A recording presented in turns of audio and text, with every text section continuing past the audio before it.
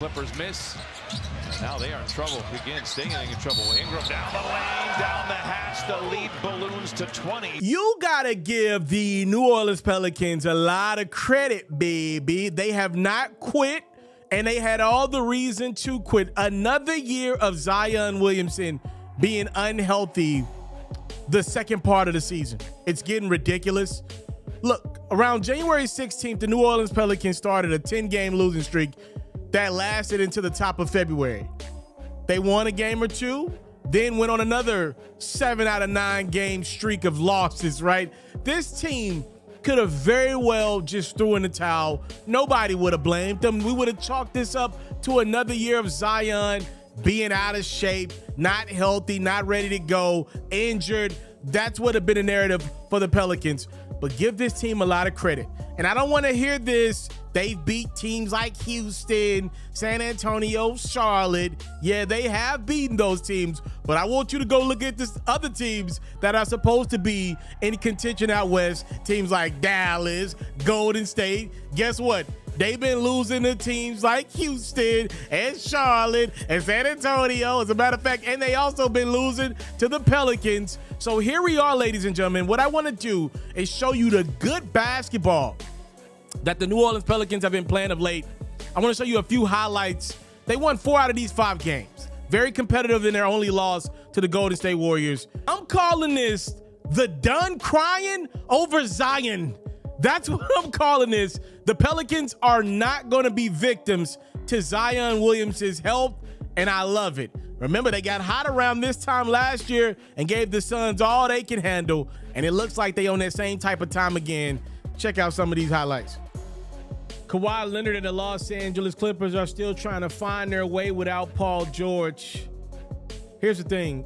CJ McCollum and the New Orleans Pelicans are playing some good ball right now, and in large part, it's due to the phenomenal play of Brandon Ingram. He got off to a slow start this season, had some injuries. He's found his way now. Pelicans up by 7 early. Here comes the claw. Kawhi Leonard making a way for his team. Back to Pelican ball. Trey Murphy is an absolute sniper from the three-point line. This young man is going to get a big payday really, really soon. And he can fly too. Don't sleep. Trey Murphy goes and gets the lob, throws it down. Pelicans up double digits. Here comes the Clippers. Russell Westbrook running the show. Finds Eric Gordon for a top of the key 3.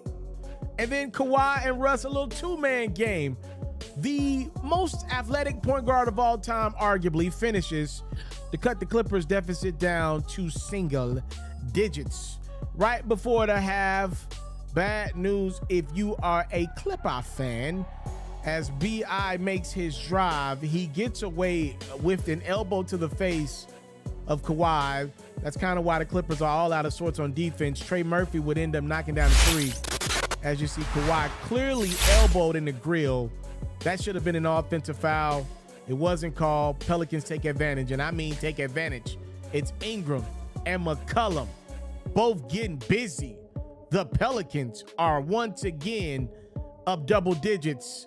Ingram's got a very slow but effective crossover, and then he just burst.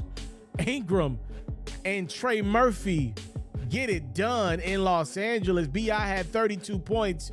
He got matched point for point by this dude. A career high 10 3-pointers on 12 attempts for Trey Murphy. He had 32 points. The Pelicans get the win on the road, 131-110. In the hood, we call that 21 skunk. Brandon Ingram and the New Orleans Pelicans know they can't afford to lose to a Portland Trailblazers team that's already shut down Damian Lillard for the season. And B.I. said, okay, we're not going to lose. Simple as that. CJ McCollum and Ingram go into their bags. By the way, CJ obviously played most of his career in Portland. I'm sure it feels good to be a part of a team that's sticking it to his old team. Trey Murphy III goes down the lane and throws it down. Back to McCollum. Beautiful. Control of the rock using his left. Then McCollum steps back. Pelicans already up 22 points In Portland, CJ looking and finding BI, and I'm going to be honest with you guys, that's a really good decision. Ingram knocks in the three.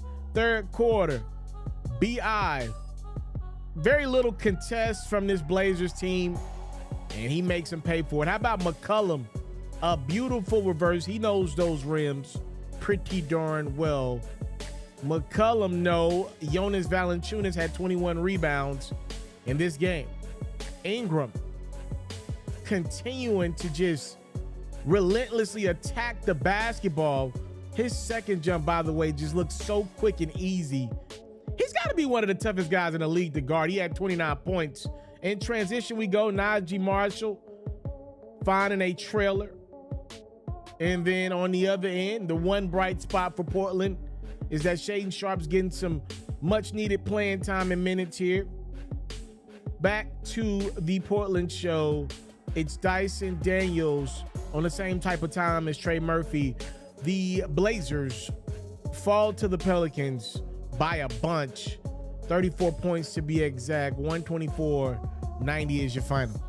This one felt like a playoff game. Steph Curry and the Golden State Warriors trying their hand with Brandon Ingram and the feisty New Orleans Pelicans.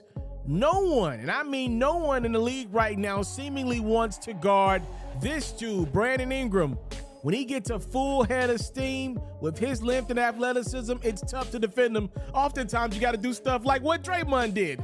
A football shoulder thrust to stop BI in transition. That would cause some conversations between both teams. Flagrant one foul issued to Draymond. Also, BI and Dre got double technical fouls. Draymond's got to be careful. He's sitting on 17 technical fouls. Next time he gets one into suspension, he does the complete opposite of what I just said he needs to do. He goes down court and gets, I'm going to call this what Jada Pinkett Smith called her little situation with August Alsina. He gets caught in an entanglement with Herb Jones. Refs let him play. Just dudes competing at a high level. Nothing there. We keep balling. And that means Brandon Ingram keeps balling. He knocks in the three. The Pelicans are up 20.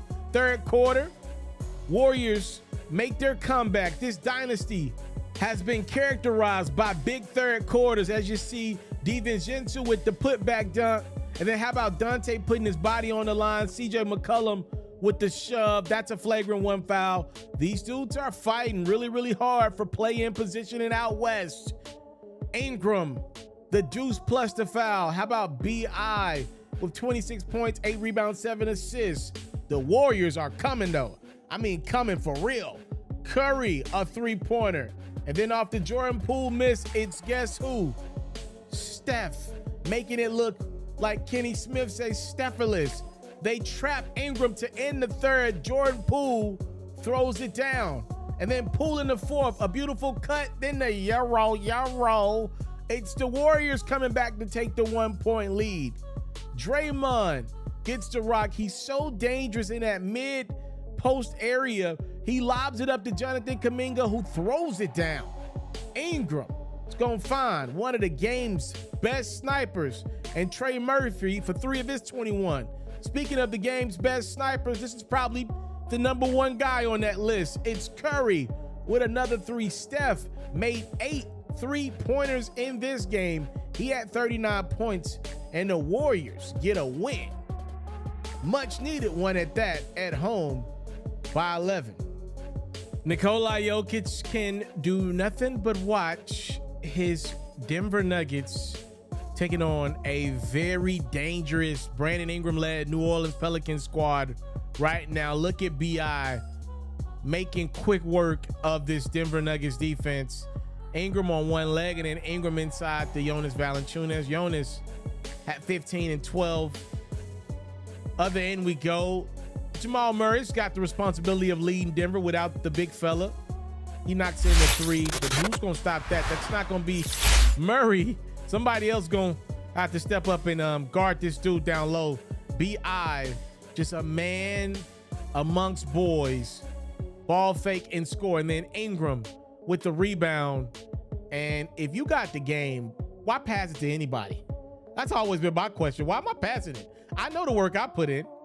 I'm guessing Ingram likes the work that McCollum puts in because he did pass right there to CJ for 3. CJ had 23. Ingram, again, relentless in his approach. The Pelicans are up 18. Christian Braun would lead a Denver Nuggets flurry with some explosive plays. How about Braun challenging Ingram? And then more dunks from Braun. He got some bunnies now. Don't sleep. That deuce cuts the Denver deficit down to 11. Does Denver have anything else left? You know Aaron Gordon can fly. AG with the throwdown. When it's winning time, Brandon Ingram said enough is enough. Time to put the kids to bed. Ingram notched his second career triple-double. How about 31 points, 11 rebounds, 10 assists? Don't look now. The Pelicans continue to fight. They beat the 1 seed by 19 on the road. A big-time matchup out west between two teams that are very close in the standings. Down a star, no excuses though. Brandon Ingram and the New Orleans Pelicans hosting Kawhi Leonard and the Los Angeles Clippers. And despite the losses, despite these teams being down key players, these dudes came out the ball. Kawhi and then Russell Westbrook, who's been playing really good of late. Speaking of playing really good of late, it's Brandon Ingram responding to an 11-0 Clippers run. Second quarter, CJ McCollum going glass. He had 19 points. Russell Westbrook with the somehow, some way, he made a play for his team finish. You know, Patrick Beverly recently said Westbrook eats salad, lettuce by itself. That's why he's one of the greatest athletes of all time. Kawhi Leonard cutting and being rewarded for his efforts. Third quarter, more claw. Kawhi putting in work. Jonas Valanciunas. How about that three-pointer? Valanciunas had 23 points and 12 boards. And then it's Mr. Make a Difficult Shot, B.I., as we near the end of the third quarter going and one. How about Murphy reversing? This New Orleans crowd is loving the fight in their team. They haven't made excuses. No Zion, no problem. Ingram with an all-time defender in his grill. It's B.I. scoring again. Does Kawhi have a response? Yes, he does. He had 40 points in this one. Larry Nance, though, and the Pelicans do what needs to be done. Ingram had 36 points. 21 of them came in the second half. Look no further, ladies and gentlemen. Another Pelicans win. 122-114 is your final. Y'all heard me. I'm calling this the no crying over Zion Pelican highlights. Look, man, even a win like the one the Pelicans had over Denver without Nikola Jokic, the Warriors lost a game against the same Nuggets team. Like, this is real life. The Pelicans are really going hard right now to try to work themselves in the play-in tournament. And by the way, they own tiebreakers over a couple of these teams, so they might be the reason why your favorite team doesn't make the play-in tournament and obviously the playoffs. Y'all let me know what y'all think about the fight and the New Orleans Pelicans. Look, they got a team full of guys that you probably don't know. Obviously, I know you know Brandon Ingram, and I know you know CJ McCollum, and you probably know Jonas Valanciunas. But I want you to understand something. Dudes like Trey Murphy, this dude goes out and competes at a high level. Jose Alvarado been hurt in that lineup. He plays hard. Dyson Daniels, another dude that's starting to find his way. The Pelicans, Najee Marshall, he's a guy that's just going to be the tough guy of the team. They got guys that want to play and win no matter what they got on the court. No crying over Zion is what I'm calling this. Y'all let me know what y'all think about the Pelicans thus far this year. I'm out.